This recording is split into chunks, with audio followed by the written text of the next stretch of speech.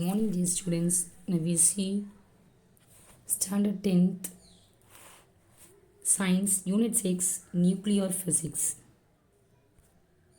In this lesson, we will going to study about radioactivity, the difference between natural and artificial radioactivity, properties of alpha, beta, and gamma rays,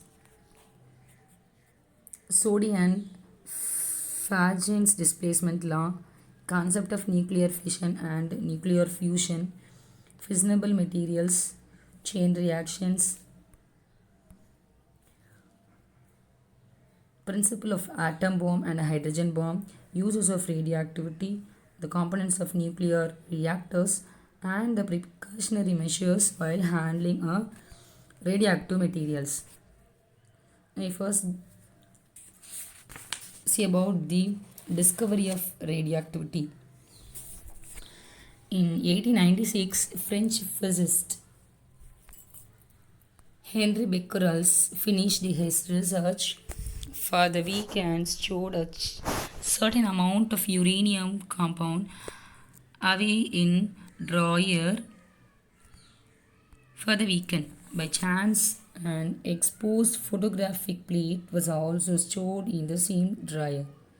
After a week, he returned and noticed that the film had been exposed to some radiation.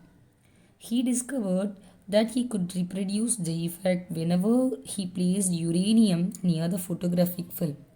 Apparently, uranium radiated something that could affect photographic plates.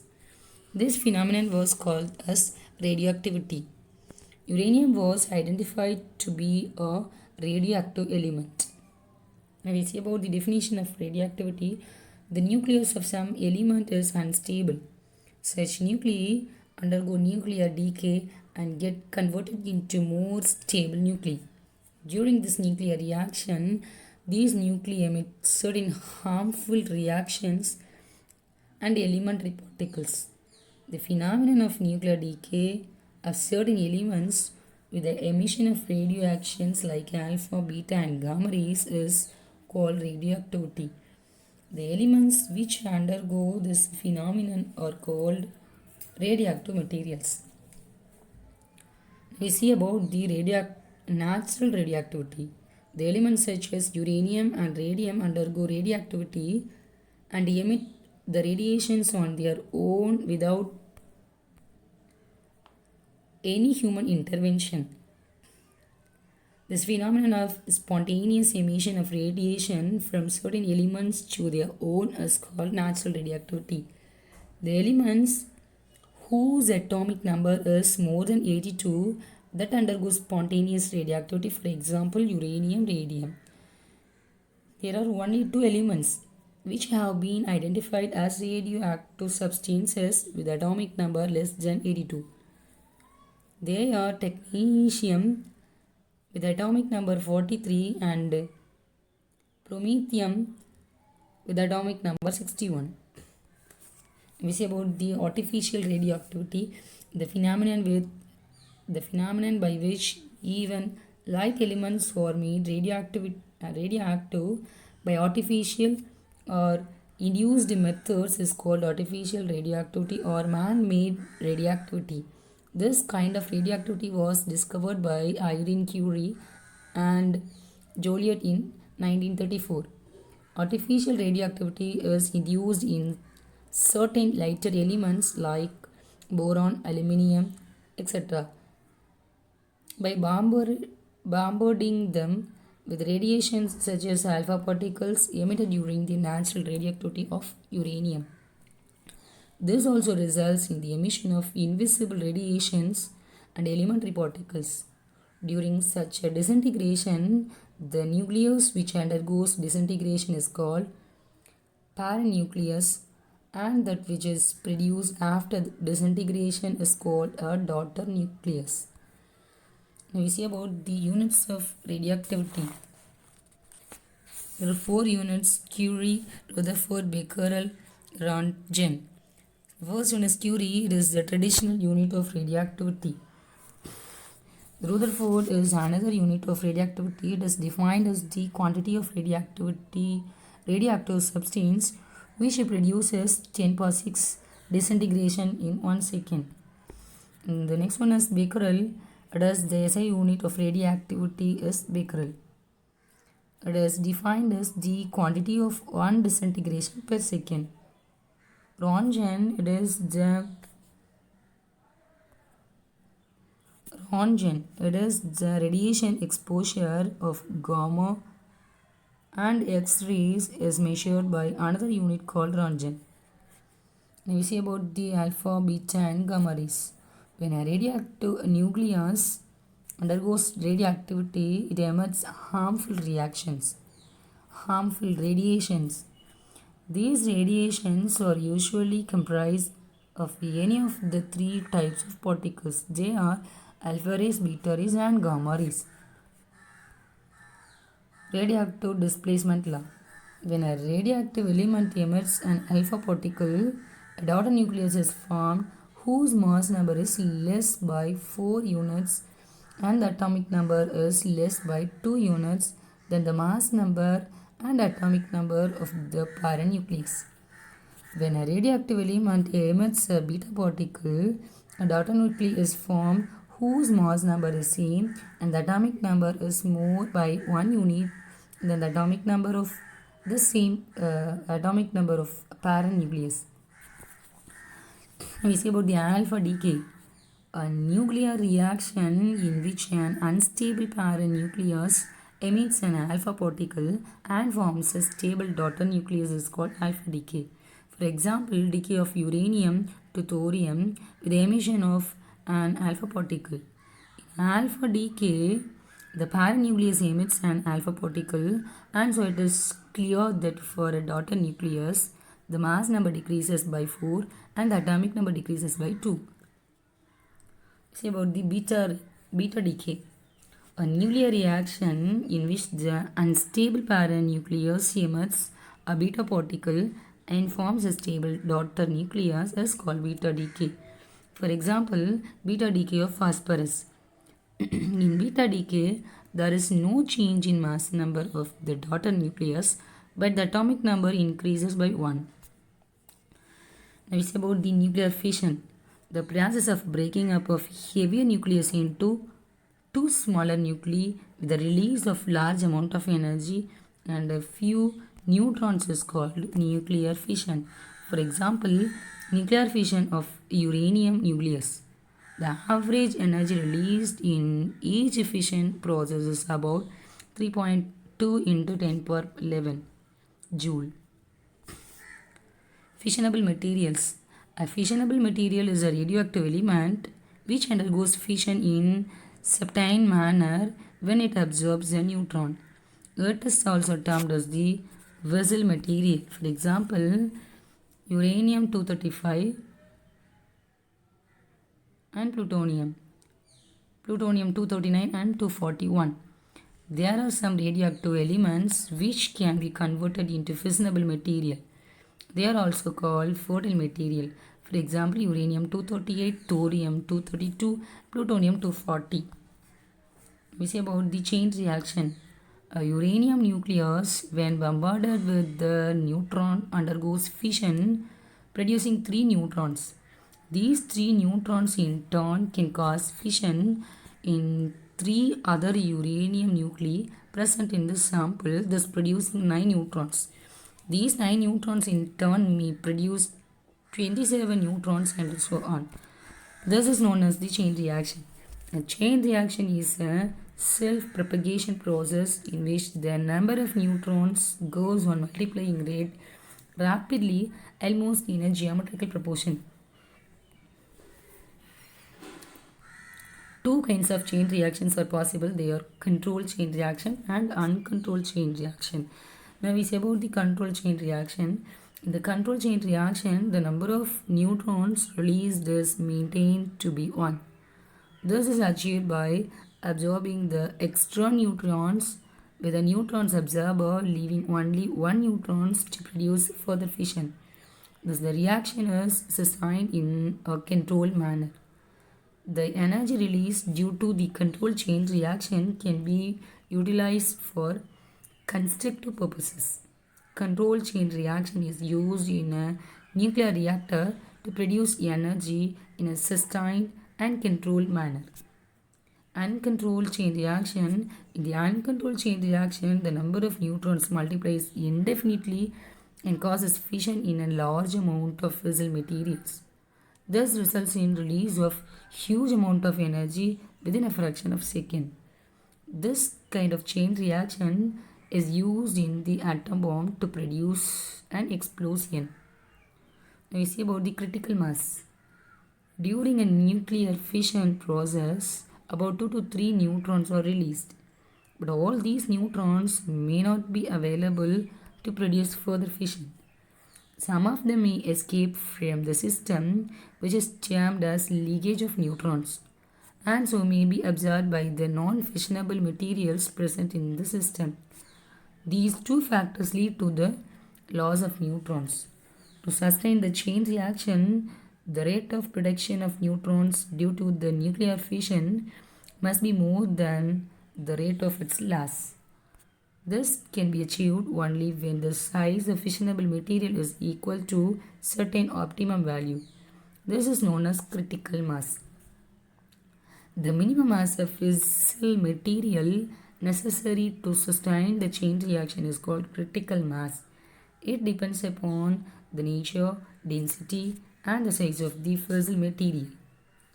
If the mass of the fissile material is less than the critical mass, it is termed as subcritical. If the mass of the fissile material is more than the critical mass, it is termed as supercritical. Now we say about the atom bomb. The atom bomb is based on the principle of uncontrolled chain reaction. In an uncontrolled chain reaction, the number of neutrons and the number of fission reactions multiply almost in a geometrical progression. This releases a huge amount of energy in a very small time interval and leads to an explosion. Uses of radioactivity in medicine. Radiations are used to sterilize these surgical devices as they can kill the germs and microbes. Radiosodium is used for the effective functioning of heart. Radioiodine is used to cure goiter. Radioiron is used to diagnose anemia and also provide treatment for the same. Radiophosphorus is used in the treatment of skin diseases. Radiocobalt and radiogold are used in the treatment of skin cancer. Now we see about the uses of radioactivity in industries. In industries, radioactive isotopes are used as tracers to detect any manufacturing defects such as cracks and leaks. Packaging faults can also be identified through the radioactivity. Gauges which have radioactive sources are used in many industries to check the level of gases, liquids and solids. An isotope of californium is used in the airlines to detect the explosives in the luggage. An isotope of americium is used in many industries as a smoke detector. We see about the uses of radioactivity in the archaeological research. Using the technique of radiocarbon dating, the age of the earth, fossils, old paintings, and monuments can be determined. In radiocarbon dating, the existing amount of radiocarbon is determined, and this gives the estimate about the age of these things. Now we say about the safety measures. The radioactive elements present in the soil and rocks, the household air appliances like television, microwave oven, cell phones and x-rays used in hospitals do not produce any severe effects as they are very low in intensity. The second source of radiation exposure is man-made. These are due to nuclear reactors and during the testing of the nuclear devices in the atmosphere or in the ground. Improper and careless handling of radioactive materials release harmful radiations in our environment. These radiations are very harmful to human body, and longer exposure to radiations results in greater health risk and can be affected genetically. Now we see about the preventive measures. Radioactive materials should be kept in a thick-walled lead container. Lead-coated aprons and lead gloves should be used while working with hazardous radioactive materials. You should avoid eating while handling radioactive materials. The radioactive materials should be handled only by tanks or by a remote control device. Dosimeters should be worn by the users to check the level of radiation. We see about the nuclear reactor. A nuclear reactor is a device in which the nuclear fission reactions takes place in a self-sustained and controlled manner to produce electricity. The first nuclear reactor was built in 1942 at Chicago in USA. We see about the types of nuclear reactors: breed reactors, fast breeder reactors, pressurized water reactor, pressurized heavy water reactor, boiling water reactor, water cooled reactor, gas cooled reactor, fusion reactor, and thermal reactor are some of the types of nuclear reactors which are used in different places worldwide. Now we see about the components of nuclear reactors. The essential components of a nuclear reactor are fuel, moderator, control rod, coolant, and protection valve. The first one is the fuel. A fissile material is used as a fuel. The commonly used fuel material is uranium. Moderator. A moderator is used to slow down the high energy neutrons to provide slow neutrons. Graphite and heavy water are commonly used moderators. Control rod are used to control the number of neutrons in order to have sustained chain reaction. Mostly boron and cadmium rods are used as control rods. They absorb the neutrons. Coolant. A coolant is used to remove the heat produced in the reactor core to produce steam. This steam is used to run a turbine in order to produce electricity. Water, air, and helium are some of the coolants. Protection wall. A thick concrete lead wall is built around the nuclear reactors in order to prevent the harmful radiations from escaping into the environment. We say about the uses of nuclear reactor. Nuclear reactors are widely used in the power generation. They are also used to produce radioisotopes, which are used in variety of applications. Some reactors help us to do research in the field of nuclear physics. Breeder reactors are used to convert non-fissionable material into fissionable material. We see about the nuclear power plant in India. Indian Atomic Energy Commission was established in August 1948 by the Department of Indian Scientific Research Committee in Mumbai in Maharashtra. It is the nodal agency for all the research done in the field of atomic energy. Nuclear power is the fifth largest source of power in India. Tarapur Atomic Power Station in India, India's first nuclear power station. Now there are a total of 7 power stations on each in Maharashtra, Rajasthan, Gujarat, Uttar Pradesh, and 2 in Tamil Nadu. In Tamil Nadu, we have nuclear power stations in Kalpakkam and Kudangulam. Apsara was the first nuclear reactor built in India and Asia. Now there are 22 nuclear reactors which are operating in India. Some other operating reactors are Cirrus, Durva Purnima.